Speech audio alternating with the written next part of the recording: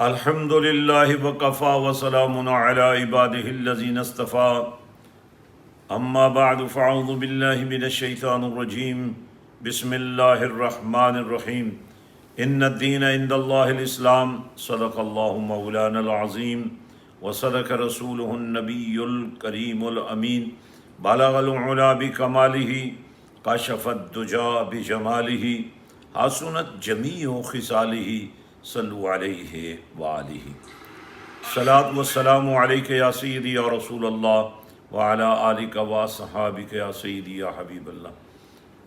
السلام علیکم ورحمۃ اللہ وبرکاتہ۔ اپنے پروردگار کے حضور سجدہ شکر بجا لاتے ہیں کہ اس نے اپنی الوہیت کا نور عطا فرمایا اور اپنے الہ ہونے کے حسن کو ظاہر فرمانے کے لیے محمد رسول اللہ صلی اللہ علیہ وسلم کا اعلان خود فرمایا، لا الہ الا اللہ، کوئی الہ نہیں مگر اللہ۔ اور اگر کسی کو سمجھنا ہو کہ اللہ کون ہے، اللہ ہی الہ ہے، اللہ کے سوا کوئی الہ نہیں، کوئی مستحق عبادت نہیں، کوئی اس بات کا استحقاق نہیں رکھتا کہ وہ لوگوں سے سجدے کروائے،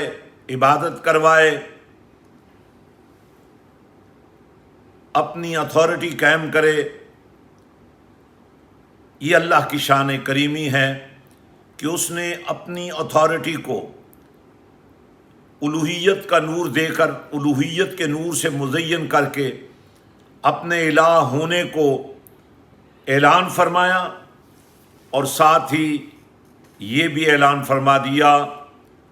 کہ چونکہ تم مجھے دیکھ نہیں سکتے، تم مجھے مل نہیں سکتے، تم مجھے پا نہیں سکتے، حالانکہ تمہیں تمنا یہی کرنی چاہیے، چاہت یہی رکھنی چاہیے،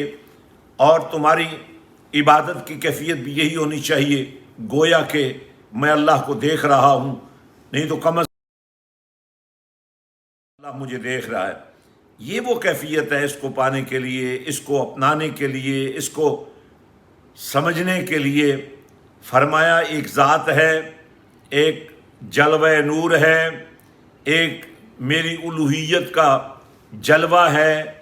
میری ذات کا جلوہ ہے، میری صفات کا جلوہ ہے، اور اس کا تعارف ہے محمد الرسول اللہ صلی اللہ علیہ وآلہ وسلم۔ محمد اللہ کے رسول ہیں، اللہ کے سوا کوئی الہ نہیں۔ حضرت سلطان العارفین حضرت سلطان باہو قدس سر العزیز نے اسی کا ترجمہ کرتے ہوئے فارسی زبان میں کمال خوبصورتی سے ہمیں ایمان کی حدود کا پابند کیا۔ یقین دانم آپ فرماتے ہیں، یہ وہ تشریحات ہیں جو ہر دور میں کملی والے آقا امام الانبیاء صلی اللہ علیہ وسلم سے لے کر آج تک اور قیامت کی صبح تک اللہ والے کرتے رہیں گے۔ آپ فرماتے ہیں، یقین دانم دری عالم کے لا معبود الا ہو، ولا موجود فی الکونین کہ لا مقصود الا ہو، جو تیغ لا بدستاری بیا تنہا چہ غمداری، مجاؤ از غیر حق یاری کہ لا فتاح الا ہو۔ یہ اللہ والے ہی ہیں جنہوں نے ہمیں شرک سے بچایا، یہ اللہ والے ہی ہیں جنہوں نے ہمیں بدعات سے بچایا، یہ اللہ والے ہی ہیں جنہوں نے ہمیں صراط مستقیم پر گامزن فرمایا، کیونکہ پروردگار یہ فیصلہ اپنے پاک کلام قرآن مجید، فرقان حمید، برہان رشید میں سورۃ فاتحہ کے اندر کر چکا ہے اللہ کی حمد اور ثنا بیان ہوتے ہوتے جب بندہ مومن اس مقام پر پہنچتا ہے کہ ایاک نعبد و ایاک نستعین، یا اللہ تیرے ہی حضور ہم نے اپنی بندگی پیش کرنی ہے اور تیری بارگاہ سے ہی ہم نے استعانت مانگنی ہے، تو اب عبادت کا ذوق بھی عطا کرنے کے لیے فرمایا میں نے اپنے کملی والے محبوب کو اور اپنے عاشقوں کو اہدنا الصراط المستقیم کا معیار بنا کر تمہارے سامنے رکھ دیا ہے۔ سب سے بڑا آئینہ میری محبت کا اور میرے پیار کا محمد رسول اللہ صلی اللہ علیہ وسلم کی ذات ہے، اس آئینے میں دیکھتے جاؤ، میرے بنتے جاؤ۔ بارگاہ مصطفیٰ صلی اللہ علیہ وسلم میں آنے والا آ کر کہتا ہے یا رسول اللہ صلی اللہ علیہ وسلم آپ بڑے خوبصورت ہیں، اور ایک اور شخص آ کر کہتا ہے معاذ اللہ آپ تو بہت بدصورت ہیں۔ آپ نے ایک ہی جواب دیا، ایک ہی بات کہی، دونوں کو ایک ہی جواب دیا، صدقت یا ابی بکر، صدقت یا ابی جہل، ابو بکر تم نے بھی سچ کہا، ابو جہل تم نے بھی سچ کہا۔ عاشقوں نے عرض کی یا رسول اللہ صلی اللہ علیہ وسلم یہاں خوبصورتی کی بات ہو رہی ہے، وہاں بدصورتی کی بات ہو رہی ہے، آپ فرما رہے ہیں سچ کہہ رہے ہو، دونوں سچ کہہ رہے ہو؟ فرمایا ہاں، اس لیے کہ میں تو آئینہ ہوں، اور ایسا آئینہ ہوں جو ہمیشہ سچ ہی بتاتا ہے۔ جس نے مجھے دیکھا اس نے مجھ میں اپنے آپ کو دیکھا، اور اگر تھوڑا سا مجھے آگے بڑھنے کی اجازت ہو تو پھر میں وہ بات بھی کہنا چاہتا ہوں۔ ایک ہے میں اور آپ دیکھیں، ظاہر ہے ہماری آنکھ میں جو کچھ ہوگا ہم نے وہی کچھ دیکھنا ہے۔ صدیق اکبر کا حسن نبی کے چہرے پر اپنی عاجزی اور انکساری پیش کرتا ہے، تو آمنہ کے لال فرماتے ہیں ابو بکر تمہیں میں اس لیے خوبصورت لگ رہا ہوں کہ تم ہی تو خوبصورت ہو نا، اور ابو جہل تمہیں جو یہ بدصورتی نظر آ رہی ہے تو تمہاری کری شکل ہے۔ لیکن کملی والے آقا صلی اللہ علیہ وسلم نے فرمایا من رعانی فقد رعی الحق، مجھے دیکھنے والوں اس بات پر قائم رہنا کہ مجھے دیکھنا حق کو دیکھنا ہی ہے، کیونکہ میں ہی وہ ہوں جس نے اسے دیکھا جسے کوئی نہ دیکھ سکا۔ اور اس دیکھنے والی آنکھ کے جلوے کو قرآن نے بھی بیان کیا، رحمان نے بھی بیان کیا، ما زاغ البصر وما طغی، کیا نظر ہے، کیا آنکھ ہے، کیا کمال ہے اس کے دیکھنے کا۔ اللہ فرماتا ہے دیکھتی رہی لیکن نہ بھٹکی، نہ بہکی، نہ بھٹکی۔ تو یہ وہ نگاہ مصطفیٰ ہے صلی اللہ علیہ وسلم۔ تقاضا دیدار کرنا یہ بھی عین ایمان ہے۔ حضرت موسیٰ علیہ السلام یہی تو عرض کر رہے ہیں مولا تجھے دیکھنا ہے، اور میری قوم تمہیں دیکھے بغیر مانے گی نہیں۔ آواز آئی اے پیارے موسیٰ، نہ تم دیکھ سکتے ہو نہ یہ دیکھ سکتے ہیں، دیکھنا ان کے تو بس میں ہی نہیں ہے، تمہارے بس میں بھی نہیں ہے۔ اور پھر جو ایک تجلی طور پہ پڑی جل گیا، وہ جو ساتھ گئے تھے روحیں جسموں سے علیحدہ ہو گئیں۔ جناب سیدنا موسیٰ لن ترانی کے اعلان کے عین مطابق بے ہوش ہو کر گر پڑے، اور یہاں آواز آتی ہے ثم دنا فتدلی فکان قاب قوسین او ادنا، پھر دونوں ایک سفر تھا بیت اللہ سے مسجد حرام سے مسجد اقصی تک اس میں بھی عجائبات کی کمی نہ تھی، اور ایک سفر تھا زمینوں سے آسمانوں تک، ایک سفر تھا آسمانوں سے آگے عرش تک، عرش سے پھر سدرۃ المنتہا تک۔ یہ انتہا ہے جہاں جا کر جبریل کی بھی انتہا ہو جاتی ہے۔ نوریوں کا تاجدار یہاں سے آگے بڑھنے کی مجال نہیں رکھتا، لیکن نبی کے آگے کے سفر کو خود پروردگار بیان فرما رہا ہے۔ ثم دنا فتدلی فکان قاب قوسین او ادنا، پھر دونوں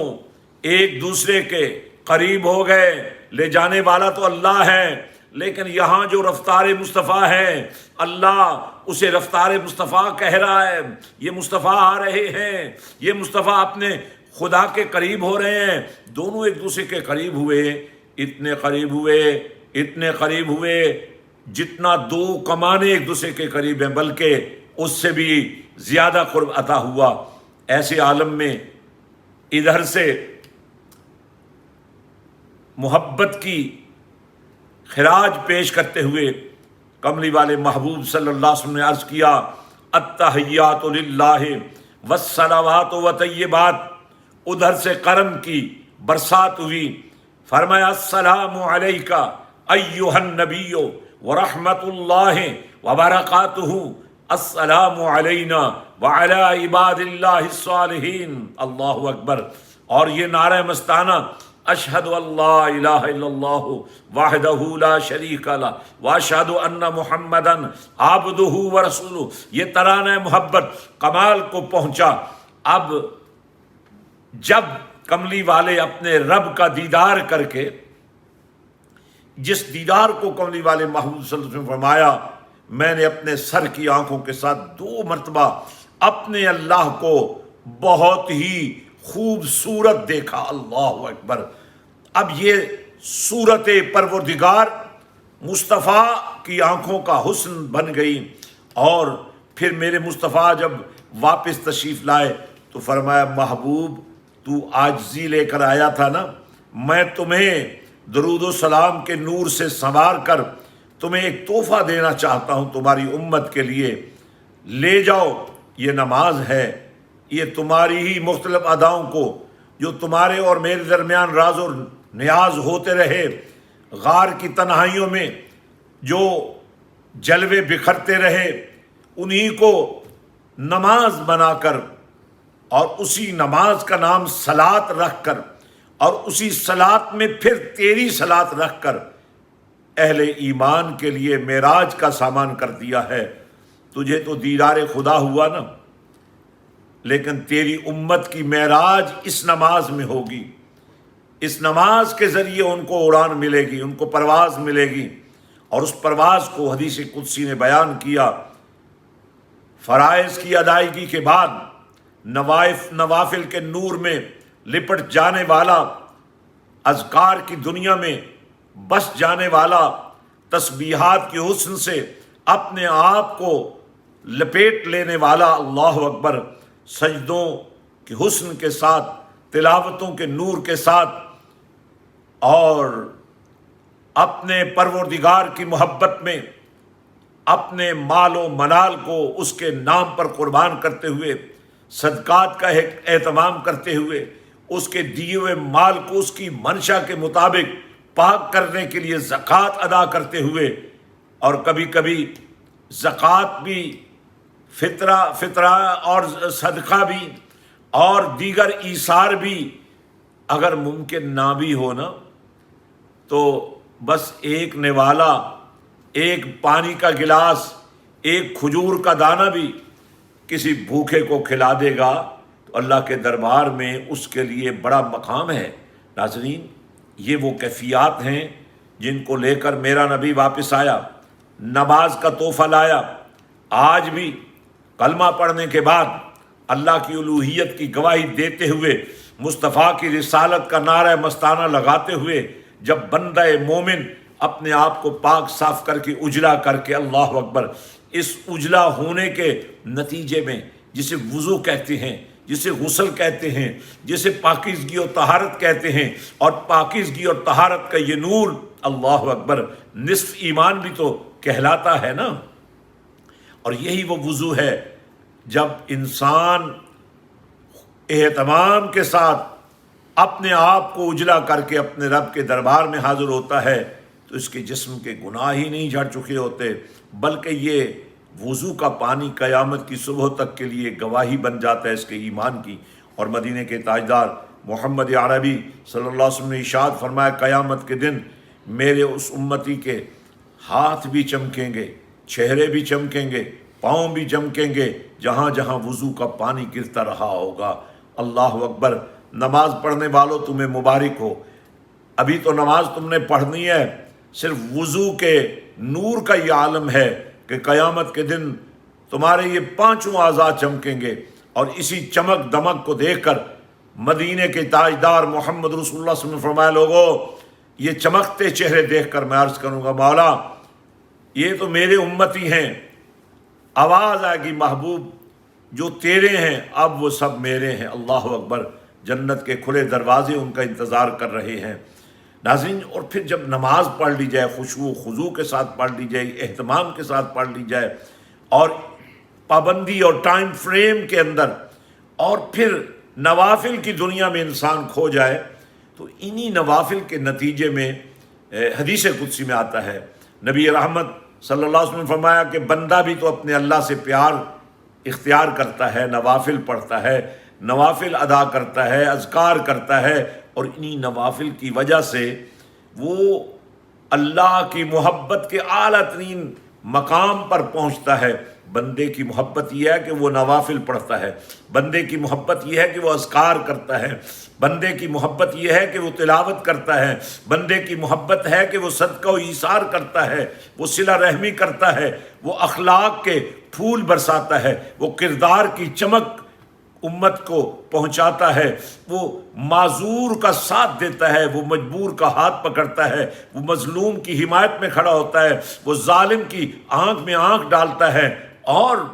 اسے اقتدار کی چاہت نہیں ہوتی، اسے مدینے والے کے وقار کی چاہت ہوتی ہے۔ تو ایسے بندے کے ساتھ پھر اللہ فرماتا ہے کہ میں بھی محبت کرنے لگ جاتا ہوں۔ وہ بندہ میری محبت میں یہ سب کچھ کرتا ہے تو میں اس سے محبت کا حسن کیسے قائم کرتا ہوں؟ فرمایا اس کی وجود کے وہ حصے جو اس کی زندگی میں کہیں روشنی بکھیر رہے ہیں، کہیں خوشبو بکھیر رہے ہیں، فرمایا میں اس کی زبان بن جاتا ہوں،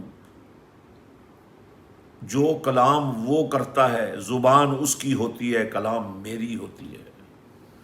میں اس کی سماعت بن جاتا ہوں، کان اس کے ہوتے ہیں، سماعت میری ہوتی ہے، آنکھیں اس کی ہوتی ہیں۔ وَبَصَرَهُ الَّذِي يُبْصِرُ بِهِ، اس کے اندر قوت بصارت میری ہوتی ہے۔ یہی وجہ ہے نا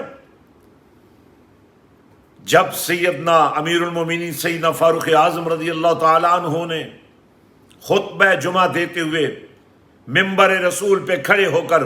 فرمایا تھا، یا ساریۃ الجبل، یا ساریۃ الجبل، یا ساریۃ الجبل، اے ساریہ تم میدان جنگ کے غازی ہو، تمہیں نظر نہیں آ رہا؟ پہاڑ کے پیچھے دشمن چھپا ہوا ہے۔ کیا نظر تھی نبی کے عاشقوں کی، کیا کمال تھا دیکھنا نور نبی کے وفاداروں کا۔ یہاں منبر رسول پہ بیٹھ کر امیر المومنین فاروق اعظم کی نگاہیں میدان جنگ کو دیکھ رہی تھیں، اور پھر صرف یہ نہیں کہ آنکھیں دیکھ رہی تھیں، ادھر سے زبان نے کلام کیا، ادھر نہ صرف حضرت ساریہ نے بلکہ پورے لشکر نے یہ آواز سنی اور دشمن کے چھپے لشکر کو دبوچ لیا، اور یوں اللہ نے امیر المومنین سیدنا فاروق اعظم کی زبان کے اثر سے اور ان کی نگاہ کے کرامت سے اسلام کے لشکر کو فتح اور نصرت عطا فرما دی۔ ناظرین، دین وہ نہیں ہے جو آپ اپنی مرضی سے جھوٹی روایات گھڑ کر بنانا شروع کر دیں۔ قرآن میں تو زیر زبر شد مد کا آپ اضافہ یقینی نہیں کر سکتے، آپ کرنا بھی چاہیں تو نہیں کر پائیں گے، کیونکہ اللہ سبحانہ و تعالیٰ کا فرمان ذی شان ہے، یہ میرے کلمات ہیں، اللہ کے کلمات ہیں، لا تبدیل لکلمات اللہ، اللہ کے کلمات تبدیل نہیں ہونے والے، ان کے معانی، ان کے معارف، ان کے احکامات، ان کے ارشادات قائم رہتے ہیں۔ قرآن صرف ایک دور کے لیے نہیں آیا، قرآن صرف ایک وقت کے لیے نہیں آیا، قرآن ہر دور کے لیے آیا ہے۔ قرآن اپنے معانی اور مفاہیم میں کسی مفسر اور کسی شارح کی کمنٹری اور تشریحات کا پابند نہیں ہے، قرآن کا اپنا ایک اسلوب ہے، قرآن نے ایک ہی اسلوب کو مانا ہے اور اس کا نام ہے کملی والا۔ آج ناظرین مجھے کہنے دیجئے، اللہ فرماتا ہے دین میں بگاڑ کی اجازت تمہیں میں نہیں دوں گا، قرآن میں تبدیلی کی اجازت میں نہیں دوں گا، مقام مصطفیٰ کو چیلنج کرنے کی تمہیں اجازت نہیں دوں گا، اس لیے کہ مقام مصطفیٰ سمجھو گے تو شان خدا کو پاؤ گے نا، اور تو کوئی راستہ ہی نہیں ہے، ورنہ قرآن یہ اعلان کبھی نہ کرتا الف لام میم اور اس طرح کے تمام وہ حروف جنہیں مفسرین نے حروف مقطعات کا نام دیا، اور بے شمار تشریحات پیش کرنے کے بعد ایک بات پر سب متفق ہوئے کہ یہ حروف مقطعات جو ہیں، یہ جو سیکرٹ لیٹرز ہیں، تمہیں سمجھ نہیں نہ آ رہی، تو اس کا مطلب یہ نہیں کہ ان کے کوئی مفاہیم نہیں ہے، یہ راز ہیں، یا اللہ جانتا ہے کیونکہ اس کا کلام ہے، یا کملی والا جانتا ہے جس تک یہ پہنچایا گیا ہے، اور پہنچانے کے لیے بظاہر جبریل نظر آتے ہیں، بظاہر رمضان کا مہینہ بھی نظر آتا ہے، بظاہر شب قدر بھی نظر آتی ہے، یہ فیوز و برقات بھی نظر آتے ہیں، یہ تو نوازنے کے لیے ہے نا، ورنہ الرحمن علم القرآن یہ عمل تو پہلے ہی مکمل ہو چکا ہے، سینہ مصطفیٰ صلی اللہ علیہ وسلم پہلے ہی نور قرآن سے بھر چکا ہے، وجود مصطفیٰ پہلے ہی حامل قرآن بن چکا ہے۔ یہی وجہ ہے صحابہ کرام رضوان اللہ تعالی علیہم اجمعین دھرتی پر نبیوں اور رسولوں کے بعد سب سے زیادہ عزت والی جماعت، ہاں کوئی شک نہیں، ان سے بڑھ کر کوئی نمازی کیسے ہو سکتا ہے، ان سے بڑھ کر کوئی عابد کیسے ہو سکتا ہے، ان سے بڑھ کر کوئی ساجد کیسے ہو سکتا ہے، ان سے بڑھ کر اللہ کے دین کا لمبردار کوئی کیسے ہو سکتا ہے، ان سے بڑھ کر سجدہ ریزیوں کے لیے اٹھ اٹھ کر رب کو منانے والا اور کون ہو سکتا ہے، ان سے بڑھ کر ایثار کرنے والا کون ہو سکتا ہے، ان سے بڑھ کر قربانی دینے والا کون ہو سکتا ہے۔ لیکن ان کی عظمت کا راز یہ نہیں تھا کہ وہ کتنے عابد تھے، کتنے بڑے زاہد تھے، ان کی عظمت کا راز یہ تھا کہ انہوں نے کیفیات ایمان میں ایک نظر سے لے کر جو نظر ان کی مصطفیٰ کے چہرے پہ پڑی، اور اس نظر کا اعجاز انہیں مقام بلند و بالا دیتا گیا، یہی تھا نا۔ صحابی اور تابعی میں فرق کیا ہے؟ صحابی وہ ہے جس نے ان سر کی آنکھوں کے ساتھ حالت ایمان میں نبی کی زیارت کی، اور تابعی وہ ہے جس نے نبی کو تو نہیں دیکھا، نبی کا زمانہ تو نہیں پا سکا، لیکن نبی کے جو صحبت یافتگان ہیں ان کی صحبت انہیں حاصل ہوئی، ان کی معیت ان کو حاصل ہوئی، ان سے شرف تلمذ ان کو حاصل ہوا۔ اللہ اکبر! یہی وجہ ہے افضل تو صحابی ہوگا، لیکن اگر سیدنا اویس کرنی کے بارے میں وہ فرامین مصطفیٰ صلی اللہ علیہ وسلم دل کے ایمان کی نسبتوں سے پڑھ لو، سن لو، سمجھ لو، تو اتنا ہی کافی ہے کہ رسول پاک صلی اللہ علیہ وسلم نے فرمایا، میرا عاشق میرا محب، میرا چاہنے والا صرف اس لیے میری زیارت نہ کر سکا کہ وہ اپنی بوڑھی ماں کی خدمت میں تھا۔ اللہ اکبر۔ اور امیر المومنین سیدنا فاروق اعظم رضی اللہ عنہ کو فرمایا، پیارے عمر، جب تمہاری ملاقات ہو تو ویسے کرنی سے میری امت کی مغفرت کی دعا کروانا، اور فرمایا تم میں سے جو بھی انہیں پائے ان سے اپنی مغفرت کی دعا کروانا۔ اللہ اکبر۔ ناظرین، دین کو اپنے ذہن سے، اپنی سوچ سے، اپنے علم سے، اپنی عقل سے، اپنی فہم سے سمجھنے کی بجائے عشق مصطفیٰ کے سودے سے سمجھو۔ آج یہ جو زبان ہے نا، یہ بھی ایک فتنہ ہے۔ یہ خطابت جو ہے اس میں بھی لکنت آ جاتی ہے۔ جب آپ خطابت کے شاہ سوار ہوتے ہیں نا، جب آپ فتویٰ بازی کی دنیا میں کھوئے ہوتے ہیں، جب آپ نفرت کے بیج بو رہے ہوتے ہیں،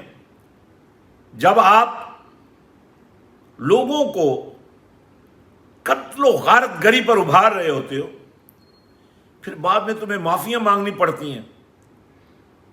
جب تمہاری زبان سے، یہ زبان نہیں پھسلتی،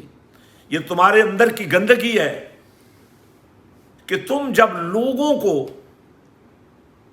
حالانکہ حکم تو یہی ہے نا، طریقہ تو یہی ہے نا کہ آپ بڑے نیکوکار ہیں پھر بھی اپنے آپ کو عاجز بنا کر پیش کرو۔ تو پھر ناظرین، اس زبان کو کنٹرول رکھو۔ یہ وہ دعوت ہے جو قرآن کی دعوت ہے، یہ وہ دعوت ہے جو مصطفیٰ کی دعوت ہے، یہ وہ دعوت ہے جو پیارے خدا کا فرمان ہے، یہ وہ دعوت ہے جو اسلام کا نظام ہے۔ تمہارے ہاتھ سے اور تمہاری زبان سے دوسرا مسلمان محفوظ رہے۔ جب آپ لوگوں کو گالیاں دیں گے، جب آپ لوگوں کو بے حیا کہیں گے، جب آپ لوگوں کو حرام کاری کا طعنہ دیں گے، تو پھر آپ کی نصیحت پر کس کو اثر ہوگا؟ خدا کے لیے اپنی زبانوں کو کنٹرول کرو، امت کو ٹوٹنے سے بچاؤ، دعوت دین کے کام میں اختلاف مت پیدا کرو۔ میں نے اس وقت تک جتنے فرقے ہیں، جتنے مسالک ہیں، جتنے مشارب ہیں، جتنے سلسلے ہیں، جتنے صوفیاء ہیں، جتنے علماء ہیں، جتنی تنظیمات ہیں، میں نے جس سے بھی سنا، خطبہ جب بھی شروع کرتا ہے اللہ کی حمد سے کرتا ہے، مصطفیٰ پر درود و سلام سے کرتا ہے۔ قرآن میں کہیں نفرت نہیں ہے۔ قرآن تو رافت و رحمت کا نور لیے آپ کو ہدایت کے نور سے اس کائنات کے اندر اپنے پروردگار کا نمائندہ بنانا چاہتا ہے۔ اس لیے ناظرین، آئیے اپنا وقت، اپنا مال، اپنی صلاحیت، اپنا فن، اپنا ہنر، اپنی حیثیت، اپنی شناخت، اپنے آپ کو مت بنائیے، کملی والے آقا کی غلامی کو بنائیے۔ یہ حسینی مشن، یہ مرکز حسین، جہاں آج بھی الحمدللہ ہماری درود پاک کی نیٹ ورکنگ کی وجہ سے الحمدللہ آج بھی ہر روز 20 کروڑ کے لگ بھگ درود جمع ہوتا ہے۔ آپ کو بھی دعوت دیتا ہوں، آج سے ارادہ بنا لو، رمضان کا مہینہ ہے، یہ مہینہ پھر پتہ نہیں زندگی میں آتا بھی ہے کہ نہیں۔ یہ مغفرت کا عشرہ چل رہا ہے، سچی توبہ کر لو۔ جب اللہ نے کہہ دیا ہے، اللہ نے فرما دیا ہے یہ مغفرت کا عشرہ ہے، بڑے سے بڑے پاپی کو بھی میں معاف کر دوں گا، ذرا رونے والی شکل تو بناؤ، ذرا آنکھوں میں حیا تو پیدا کرو، دل میں وفا تو پیدا کرو، قرآن پاک کی عظمتوں کے سامنے دامن دل تو بچھاؤ۔ یہ وقت پھر نہیں ہاتھ آئے گا۔ یہ صرف تقریریں نہیں ہیں، یہ روحانی دنیا ایک نصاب ہے، ایک کردار سازی ہے، ایک اخلاق سازی ہے۔ میری ملت کے نوجوانوں، اس سوشل میڈیا کی دنیا میں گم ہونے کی بجائے اس کے اندھیروں کو دور کرنے کا عزم کرو اور ہمارے ساتھ مل جاؤ۔ ہم نفرتیں ختم کر دیں، ہم محبتوں کے سدا بہار گلشن سجا دیں، ہم قرآن کے پہرے لگا دیں، ہم رسول پاک صلی اللہ علیہ وسلم کی محبت کے سویرے سجا دیں۔ آؤ خدا کے لیے سرنڈر کر لو، آؤ اسلام کو تسلیم کر لو، آؤ کلمے کا مفہوم سمجھ لو، آؤ کلمے کا ذکر جو افضل الذکر ہے، لا الہ الا اللہ محمد رسول اللہ صلی اللہ علیہ وآلہ وسلم، اس کو سیکھنے کے لیے تیار ہو جاؤ۔ آؤ آخری عشرہ رمضان المبارک کا اور آخری عشرہ نزول قرآن کی طاق راتوں کا نور تلاش کرنے کے لیے ابھی سے اہل ذہن بناؤ۔ حضرت سخی سلطان باہو کا آستانہ، معرفت الہیہ کا خزانہ، آستانہ باہو 400 سال سے میخانہ حسین بن چکا ہے۔ عارفوں کے بادشاہ سخی سلطان باہو نے اپنی حیات طیبہ میں ہی تقریبات یادگاری حسین کا مشن شروع کیا، اور عقیدت کی کیفیت کیا تھی؟ خاک پایم از حسینو از حسن، معرفت گشت است بر من انجمن۔ انہیں کردار حسین میں حسن پاک بھی نظر آئے، انہیں کردار حسین میں سیدہ کائنات بھی نظر آئیں،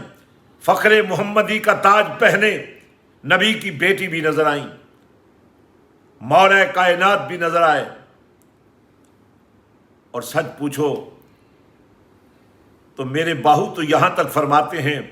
مجھے صدیق اکبر کی صداقت، فاروق اعظم کا عدل و انصاف، عثمان غنی کا شرم و حیا، صحابہ کرام کی عظمت حسینیت میں نظر آئی۔ کربلا میں جو جنگ لڑی حسین پاک نے، وہ صرف یزید اور حسین کی جنگ نہیں تھی، وہ ختم نبوت کی جنگ بھی تھی، وہ ناموس رسالت کی جنگ بھی تھی۔ اسی لیے ہم یہ کہتے ہیں، ختم نبوت کے نام پر، ناموس رسالت کے نام پر اپنی زبانوں کو پاک صاف رکھو، اس انداز میں یہ دعوت پیش کرو کہ کسی کو انگلی اٹھانے کا موقع نہ ملے۔ تحفظ ناموس رسالت، تحفظ ختم نبوت، فخر محمدی کی پہلی وارث حضرت سلطان العارفین سخی سلطان باہو کی تحقیق کو میرا سلام ہے۔ آپ فرماتے ہیں، فخر وہ شان ہے، فخر وہ صفت ہے، فخر وہ نور ہے جس کے بارے میں مدینے کی تاجدار محمد رسول اللہ صلی اللہ علیہ وسلم نے فرمایا، الفقر فخری والفخر منی۔ میں تو یہاں تک کہتا ہوں یزید کیا تھا زمانے کو پتہ ہے، یزید پر ڈسکس ہی نہیں کرنا چاہیے، حسین کو ہی ڈسکس کرنا چاہیے، کیونکہ ہم تو حسینیت کے جلتے چراغوں سے روشنی حاصل کرنا چاہتے ہیں۔ ہم اس قافلہ حسینی کو ایک شکل دے رہے ہیں۔ بھائی، میری بہنیں، میری بیٹیاں، آخری عشرہ، لیلۃ القدر کی طاق راتیں، نزول قرآن کا نور، آستانہ باہو، مسجد حسین، مرکز حسین، ضلع جھنگ، تحصیل شورکوٹ، کراچی سے آنے والا موٹر وے، لاہور سے جانے والا موٹر وے، اسلام آباد سے آنے والا موٹر وے، شورکوٹ انٹرچینج سے فیضان باہو تمہارا انتظار کرے گا۔ ابھی سے ہمارے پاس تربیت لینے کے لیے مخصوص انتظام ہے، آپ آئیے، آج سے ہی اپنی بکنگ، کوئی خرچہ نہیں ہے، آپ کا خرچہ ہم تک پہنچ چکا ہے۔ عاشقان مصطفیٰ آپ کے لیے افطاریوں کا انتظام کر چکے ہیں۔ ہاں، آپ بھی اگر اپنے مال سے کسی افطاری کا اہتمام کرنا چاہتے ہیں، سحری کا اہتمام کرنا چاہتے ہیں، ضرور حصہ لیجئے، لیکن الحمدللہ آپ کے لیے رہائش کا، آپ کے لیے سحری و افطاری کا، آپ کے لیے ترجمہ و تفسیر کا، آپ کے لیے تربیت کا، آپ کے لیے اخلاقی تربیت کا، آپ کے لیے محبت مصطفیٰ کی تربیت کا اہتمام کر دیا گیا ہے۔ اور انشاءاللہ آپ جب واپس جائیں گے تو آپ کے اندر کا انسان زندہ ہو چکا ہوگا، آپ کے ضمیروں میں صلاح الدین ایوبی کا رنگ بول رہا ہوگا، سلطان نور الدین زنگی جنہیں خواب میں میرے مصطفیٰ نے آ کر فرمایا تھا، زنگی تم سو رہے ہو، میرے دشمن میرے جسم کو نقصان پہنچا رہے ہیں۔ اللہ اکبر۔ ہمیں زنگی چاہیے، ہمیں سلطان محمود غزنوی چاہیے، ہمیں وہ حکمران چاہیے جس کے اندر ٹیپو سلطان کی روح آ جائے، محمد بن قاسم کا نور آ جائے، ہمیں سیف اللہ کا وجہ چاہیے، ہمیں وہ آداب چاہیے۔ حضرت خالد بن ولید جنگ کے دوران ٹوپی گر جاتی ہے، آپ گھوڑے سے اتر جاتے ہیں، ٹوپی کو اٹھاتے ہیں، آنکھوں سے لگاتے ہیں، سر پہ سجاتے ہیں، جنگ ختم ہو گئی۔ لوگوں نے کہا اے سالار محترم، ایک ٹوپی ہی تو تھی۔ فرمایا تمہیں خبر نہیں، اسی ٹوپی کی وجہ سے تو میں جنگ جیتتا ہوں، تمہیں اندازہ نہیں ہے اس ٹوپی میں نے رسول پاک صلی اللہ علیہ وسلم کا منہ مبارک رکھا ہوا ہے، یہی تو میری فتح و نصرت کا راز ہے۔ خدا کے لیے آؤ واپس پلٹو، سوئے طیبہ چلتے ہیں، آئیں، سارے رابطے توڑو، سارے رشتے چھوڑو، نفرتیں مٹاؤ، محبتیں آزماؤ۔ یہ عقیدہ بناؤ نا کہ تمہیں آج کا سیاست دان نہیں چاہیے، تمہیں آج کا معلم نہیں چاہیے، تمہیں آج کا مبلغ نہیں چاہیے، تمہیں آج کا نفرت پھیلانے والا امام نہیں چاہیے، تمہیں آج کا امت کا مقدر بگاڑنے والا خطیب نہیں چاہیے۔ کیا تم آگے بڑھ کر نفرت پھیلانے والوں کو گریبانوں سے پکڑ کر جھنجھوڑ نہیں سکتے؟ جھنجھوڑو، مت لو چسکے، مت لو ایسی تقریروں کا ٹیسٹ جو بھائی کو بھائی سے لڑا دے، دوست کو دوست سے دور کر دے۔ آؤ، مرکز حسین تمہارا انتظار کر رہا ہے، آؤ آگے بڑھو، آؤ اپنی صلاحیتیں ہمارے حوالے کرو، صلاحیتیں تمہاری ہوں گی، تربیت ہماری ہوگی۔ یوں محسوس کرو گے کہ 1400 سال کے بعد تم پھر مدینے پہنچ گئے ہو، یا پھر یہ محسوس کرو گے کہ مدینہ ہی تمہارے سینے میں آ گیا ہے۔ ہمیں کوئی لیڈرشپ نہیں چاہیے، ہمیں کوئی سیاستدان نہیں چاہیے، ہمیں کوئی سیاسی نظام نہیں چاہیے، ہمیں مدینے والا چاہیے، مدینے والے کا نظام چاہیے، قرآن چاہیے، قرآن کا جلوہ چاہیے۔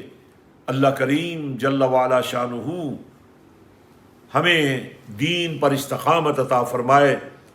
اور اللہ کا یہ فرمان ہمارے قلب و جگر میں اتر جائے کہ ان الدین عند اللہ الاسلام۔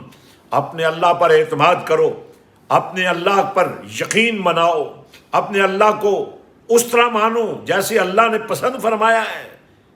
تو اللہ یہی فرما رہا ہے، یہ راستہ، یہ دین، یہ تحریک، یہ نظم، یہ ضبط، یہ ڈسپلن تمہارے اللہ نے تمہارے لیے مقرر فرمایا ہے، اس کے علاوہ تمہیں کسی طرف جانے کی ضرورت نہیں ہے۔ وآخر دعوانا ان الحمد للہ رب العالمین۔ اگر تم رات کو گھر جا کر ماں باپ سے صرف مسکرا کے کر لیا کرو، جس مدینے والے کا تم نے کلمہ پڑھا ہے، کبھی اس کی اداؤں پر قربان ہو کر دیکھا کرو۔ جب ایک باپ اپنی جوان بیٹیوں کے گھر بیٹھے ہوئے گانے سن رہے ہیں، اگر آپ کا بیٹا آپ کو انگلی سے پکڑ کر جہنم سے نکال کر جنت میں لے جائے، دیکھیے روحانی دنیا विद साहबजादा हजरत पीर सुल्तान फ़याज़ुल हसन सरवरी कादरी के साथ।